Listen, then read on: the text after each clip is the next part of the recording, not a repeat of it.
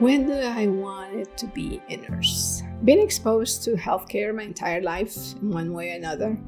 Through my family in Costa Rica. Then when I moved to the States, just nursing just came to me. So it was a good opportunity, and I'm gonna say the rest is history. In the beginning, in 1992, we started giving grants essentially to clinics located throughout the Willamette Valley so that services could be provided. But we weren't really in control of making sure that our people were getting those services and that the monies we gave didn't end up paying the light bill. And after 5 years of feeling that we were not in full control, we decided as a board to hire our first employee, someone who was bilingual, a registered nurse, who understood our world and could communicate to all of our workers that these services were available to them. And we were just having a hard time getting the word out. I first met Leda in the interview process. I remember thinking that when I met her that we have struck gold. 5 years later, we had a shell of a program, getting to know the lay of the land, getting to know the industry better, getting to know the workers themselves and building those relationships, understanding more about the barriers.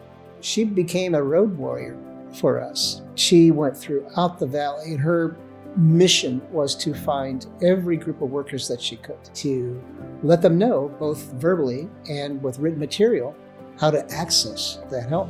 They changed everything for Salud. Now our monies were being spent very directly. We knew who we were helping.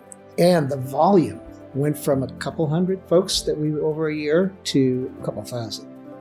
It was crazy. And you have to give Leda full credit for being that warrior.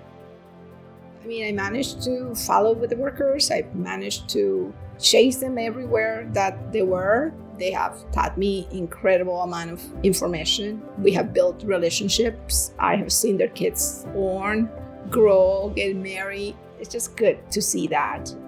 Leda's had a continuing impact for decades now. We have often been a home base for screenings at our facility. We found precursors to medical issues that they had, caught early, which is the whole idea. And those folks are now happy and working. And she has had that impact on dozens and dozens of people that are in my world. Well, I don't give up very easily. When I commit to something, I commit to it. If Leda hadn't happened, I think we would have continued to stumble. She was so the perfect person who took us from being modestly helpful to being critically important to this community. If you're wondering why have these wineries supported Salud all these years, part of that answer is Leda. If you can leave this world with the community being better, people being healthier, life better for those around you, especially locally, it's great. And she makes you believe in that. Leda always has. Support starts at home, right? And so I always had that support at home. I mean, my husband, sorry. Okay. My late husband, Pat, was, go, do it. Obviously, you like what you're doing, so I'm not going to stop you. And that was his thing. So he was just like, yeah, do it. That's what you like it. Obviously, you're good at it.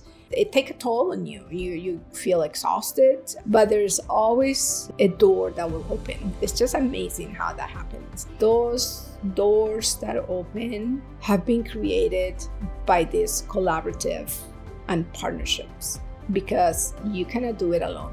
And so I'm forever grateful for all the lessons learned and to have built these relationships with so many people.